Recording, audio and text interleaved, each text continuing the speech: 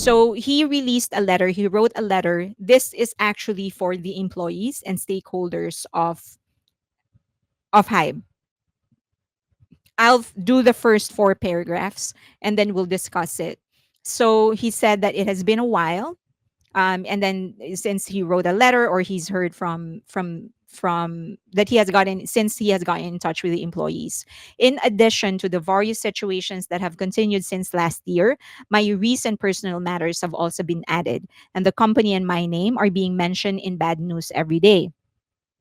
I can't even begin to fathom the confusion, loss, and concerns that our members who have been prouder than anyone to be a part of HYBE. Um, a pause. Please vote for Jimin for VMAs. I forgot to mention that in the beginning. Um, please vote for Jimin for VMAs. Please don't pay any attention to the news, to the noise. I know that many are talking about why is this member not nominated while other members of other groups are nominated. I definitely agree that other members of BTS should have been nominated, but also I just want everyone to realize that it's not going to change anything. They are not going to change who they nominated just because we are complaining. So, as much as it is heartbreaking that many members of BTS are not nominated, even though they should have been, it's really heartbreaking. Um, I hope that at the very least we can concentrate on also hyping Jimin, and just let's just concentrate on voting for him. So, okay. All right. So that's just a PSA because I forgot to mention it in the beginning. I wish all the members, Jin, J Hope, and Jin and J Hope were nominated. I believe that they more than deserve it.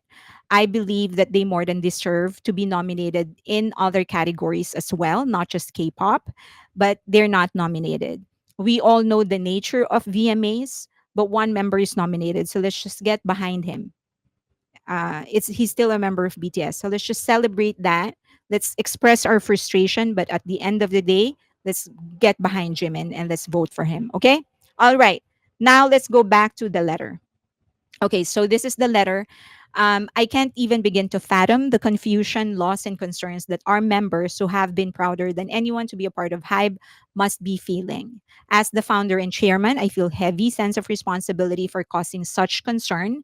And first and foremost, I would like to sincerely apologize to all of you who have been troubled by this whole situation. Um, Also, Hybe was the okay, a second.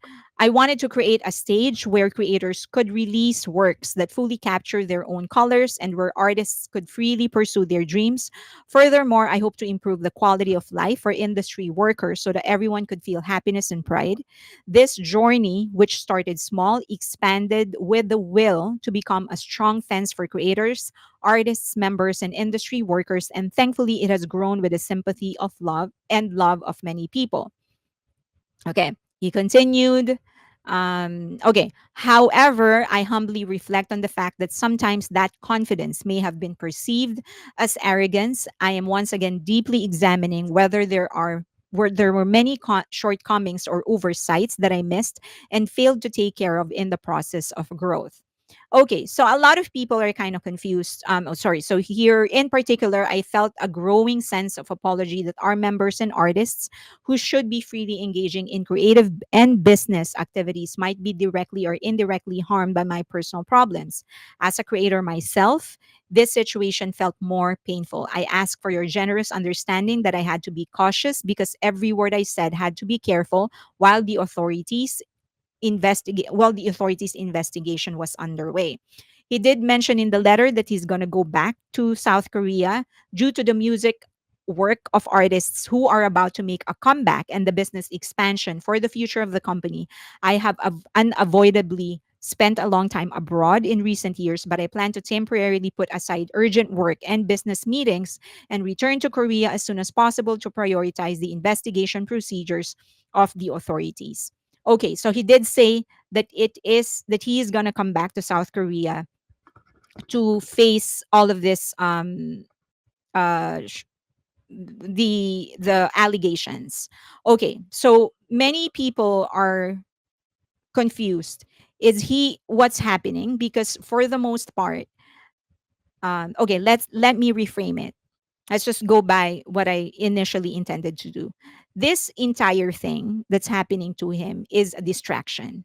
If I am a part of the company, because of the culture of Asia, if I'm a part of the company that is constantly being bombarded by problems, it does affect what I am doing. And that goes down to the lowest of the non-officers, the ordinary workers, and all of that. You get affected because at the end of the day, that's your job, that's how you pay your bills, and you're constantly worrying whether you're going to, is this company going to go down or whatever. And coming from, I shared a little of the reason I decided to do this full time, and part of it is the stress that comes with working for a company, and it takes away from your passion, right? Because you're there to create art. I'm here to create this content to write, and I can't fully concentrate on that because of all the problems that comes with working for a company. So that's exactly how these employees feel. It is a distraction. It shouldn't be. They should just be concentrating on their job and allow the lawyers to do their job. But because of the culture of Asia, very very different from the culture of Western America, it becomes unavoidable for them to think about it. Because along because for Asians, us working for a company isn't just about the money. It is part of our contribution to society. We take a job not just because we need to earn money, but because we think being a part of it indirectly or directly will contribute to the betterment of your family, and by extension the society. Okay, so that's the major cultural difference. So in the beginning, when he was not appearing, when they were trying to summon him and he didn't appear in any of the court, whatever the court hearings, the questioning in the Congress, I kind of understood that it was a message that that is not what I do. You know, I have lawyers to take care of that. I am here to expand the business so that we can give more people employment. We can give artists a chance to perform, to create the music that they want, to also to earn a living from it. So, and I was cheering from it because as much as I am Asian, I also recognize that a lot of many parts of our culture is really toxic. There's so much, you're trained to think of so many people outside of just what you do. You need to think about your family, you need to think about your relatives, you need to think about your neighbors, your country, your status in the society. All of this, there's just so many things to consider. It is exhausting. So when he was refusing to appear in any of that, I understood what it was about. He was trying to just concentrate on what he was doing. But at the end of the day, a lot of people are getting distracted simply because that's the culture of Asia. And that's the culture of Korea, especially in Korea. So he in this letter, he actually emphasized that. He said that he unavoidably spent a lot of time in outside of Korea because of the expansion. And he was very clear on that. He said because there's a lot of people that are a lot of artists that are coming back. We're expanding the business. We're transitioning the business. I had to spend a lot of time away from South Korea. So he made a point to actually emphasize that. But also he made a point to emphasize that, okay, I get what they are trying to do. They want me, and I will do this for you. Because if it was another executive from, if it was Scooter Braun or any executive from North America, quite honestly, it's like just get the lawyers to take care of it. I have businesses to take care of. I don't have time for this. If I need to pay a fine, I'll pay a fine, but I'm not going to waste my time appearing in court if I don't have to. But here he emphasized, I'm going to do this for you because I understand the culture. I know that you're getting affected, so I will do this for you. Okay. And that's not a bad thing for the culture of of Asia. What I think he finally gets is that they want him, that politicians want him, the court wants him. They want him to appear before them and quote unquote kneel in front of them and humble himself in front of them. They want to be able to have the chance to grandstand in Congress and in court, yell at him, accuse him, say bad things to him, and expect him to not answer because if he does, he's going to be deemed, I want to be careful what I say. He's going to be deemed impolite. So that's what they are expecting. And he's finally getting it. They're not going to stop until I appear in front of them and they get their chance. That is what they want. They want the chance. They want to do to him what they did to the CEO of, if you would remember, the CEO of B Lift Lab. They were screaming at him. They were accusing him of this and that. They were asking him questions and not giving him a chance to answer. And at the end of the day, they put him in a corner where he didn't have a choice but to apologize. And that's what they want. They want Bang Shi-hyuk to apologize. They can't make BTS do it. So they're going to make him do it. And he gets that. And that is what this is about. I think this is him finally saying, okay, if this is what's going to make them stop, I'll do it. And I think this move is calculated. I am pretty sure that he has consulted with lawyers, with many, and I think all of them. This is just because this is from the beginning. I knew this was what this was about. If they can, if the only thing they would want more than Bang Shiyok, it would be BTS. They want to publicly humiliate Bang Shiyok and BTS, and it is likely that they will find their way to do it. It's just that they're going to get a huge amount of backlash if they do it to BTS. So they're going to do it to Bang Shihyuk. They do not want anybody else to represent, to be the representative of South Korea unless it was someone that they backed. So he needs to clear the path for the groups that are going to make their comeback and that are going to expand.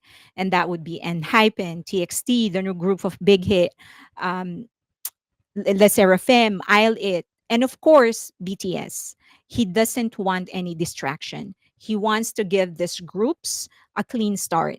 And it is but fair, right? Especially for BTS. BTS is coming back. We do not want any noise surrounding this. We just want everyone to be talking about BTS and their music. And I think he gets it. And I respect him for it. I kind of get it because I'm Asian. If it is if it is not if it is just and you know because most of you are in here in North America, any other executive from any other label, just ask the lawyer to deal with it. I'm not going to deal with that. My time is too precious for that. But it's a different culture and he knows it. So now I think he's doing it. He said the right thing, not the right thing, but he was being honest in the letter when he said I will do this for you, not in those words, but that's essentially what he's doing. I'm going to do this for you to clear the path for everybody else. So it is sad that that's how they get off. It is sad how these politicians and the police and whatever and the authorities actually get off, but it is what it is. So um it's performance theater, and if he gives them what they want, they will have the upper hand from then on. Yeah, yeah, they will.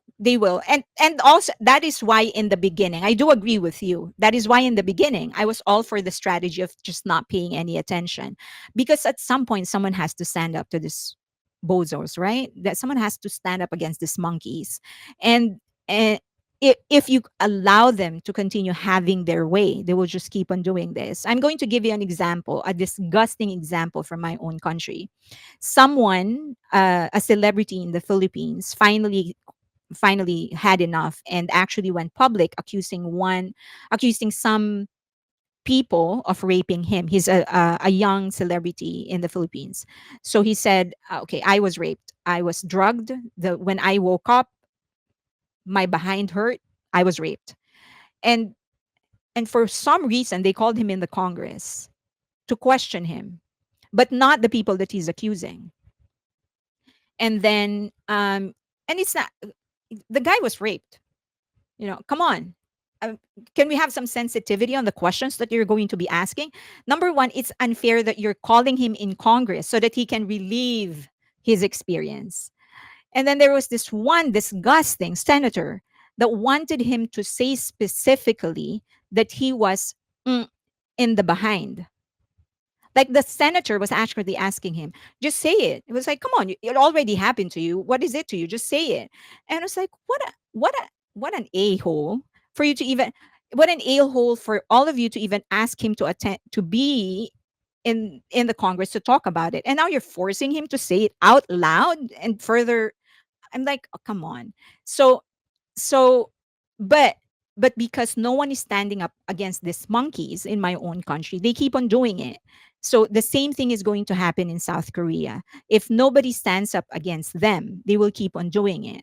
But if but the thing is that he's tried to do that strategy, but I think he realized that they will not stop until they get what they want.